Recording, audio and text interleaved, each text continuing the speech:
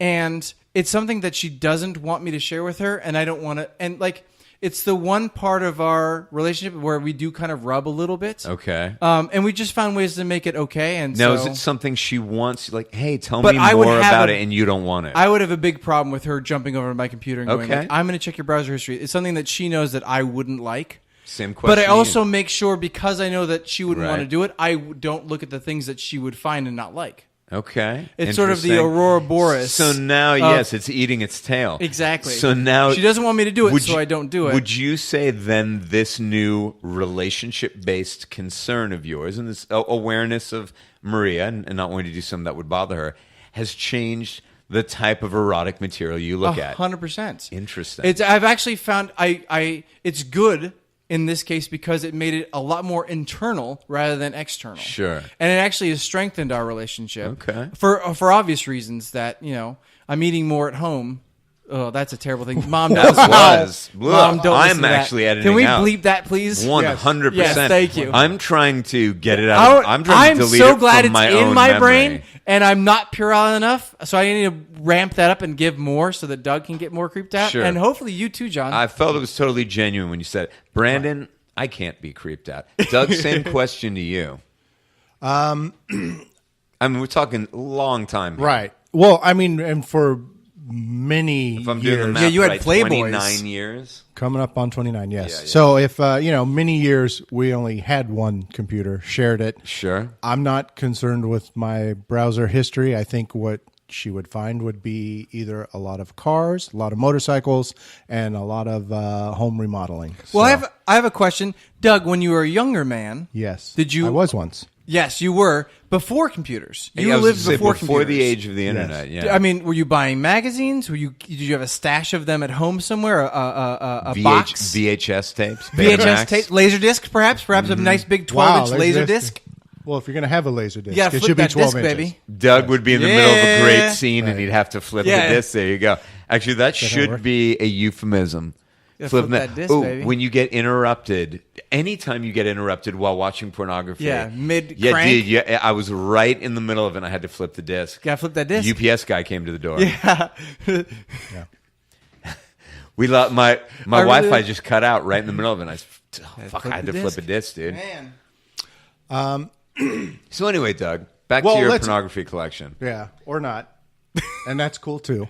But let me just say that I have, for the life of my marriage, had just one loose kind of unwritten rule about it is that I was wondering where this was going. Yeah, It's good. just that- loose roll. is Great. that Candy and I's private life is our private life. excellent? I like that a lot. Yeah. So That's great. There's nothing, that I feel I couldn't share. I just Right. feel like it's our private life. We keep it private. Sure.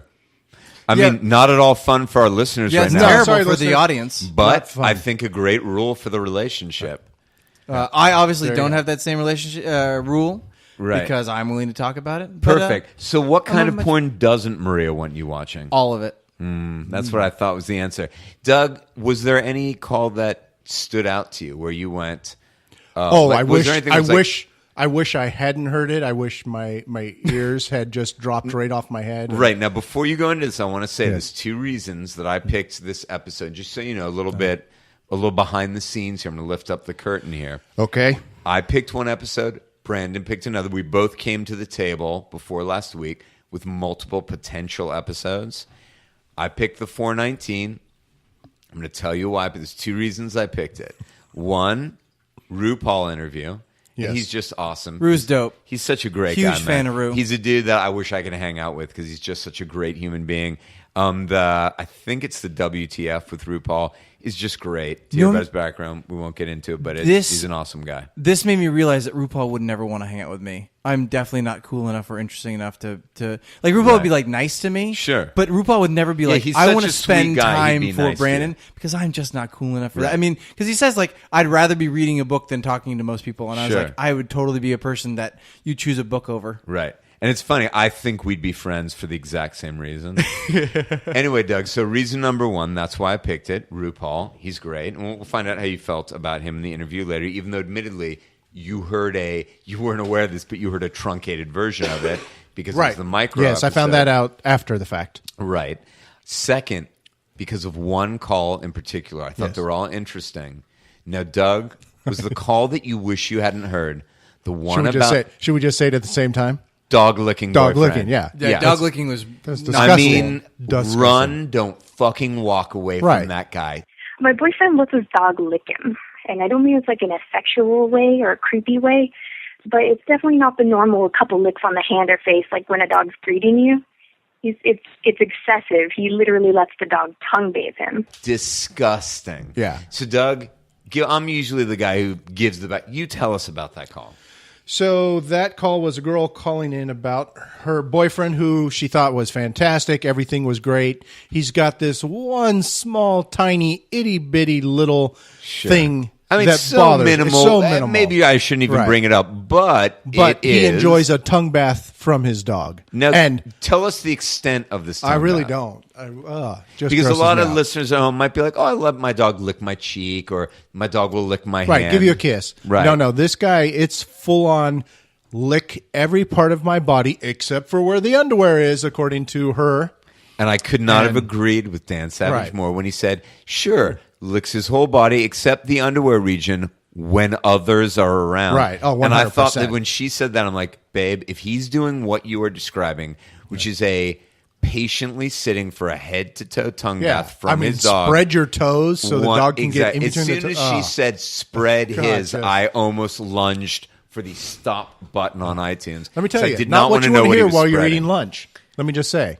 Yeah, this was a kind of a Not what you curious wanna one to listen to while at lunch, especially if you're. I hope you're listening with speakers so that everybody else Never. can hear it. No. I was kidding. Doug. No, No, I know. it's pronounced Spreaker. Oh, Spreaker. Yeah, yeah. Mhm. So here's my confession, guys. Yeah. When I was a drinker, I was Yes. I was living in a roommate situation, Yeah. and they had a dog who loved to lick people, and I would get so drunk sometimes that I couldn't push the dog off, and the dog would just lick my legs. I'd be Yeah. playing video games, and it's fun. It can be fun to just get licked. No. Yeah. Brandon, Yeah. That's twice get tonight. the fuck out of my house right now. Twice tonight. You've grossed us Shouldn't out. have made me listen Congrats. to Savage. Oh boy, so that was a tough one. one I was. think he had the right of Doug. What did you think about his advice on that one? Oh, to run? Yeah. Yeah. I thought that was great. Actually, I really liked his advice about, hey, I know this great guy who likes to A drink beer maker Yeah, who that likes was to have a very couple. funny. Yeah, Yeah. that was good. Yeah. All right, so that was again just a little insight. I Yes. wanted you to hear that call because I knew it Thanks. would, as a right-thinking human being, fucking gross you out, Right. which it did totally Well, appropriately. and I mean, let's be honest too. Not only just on its own is it gross, but I have a thing about people's feet, anyways. So Sure. I don't want to see your feet. I really don't want to hear about them being licked. Right. It's just that sometimes it seems like the dog's having such a good time. Nope. It does seem like that. I'm sure that same dog's dog having would a great probably time. enjoy shitting on some part of you, and you'd watch Dogs him do like it and to go, "Oh, he's eat having cats. so much fun." That's different. Now, Brandon, will you hand me a piece of that dark chocolate Yeah, in the of middle of the course. table? Again, a little behind the scenes for the listener. Brandon, although we've learned a disgusting human being, is a really lovely guy who actually brought, I got A little briny chocolate. a little brine in my chocolate, who brought chocolate for all of us to eat. I did. So I'm going to eat this while Doug tells us about the RuPaul interview. Well, I did get the very abbreviated version. Apparently, I actually would have probably enjoyed a longer interview. Actually, the cutoff is that Rue takes some calls with Dan. So you Right. actually heard the entirety of Okay. the interview. Well, good. I But you enjoyed- didn't hear Rue being a part of answering questions, which was also an interesting element to the overall experience of the radio program or the Okay, and I can podcast see program. that. I enjoyed the interview. I'm not a huge authority on RuPaul. I know who he is.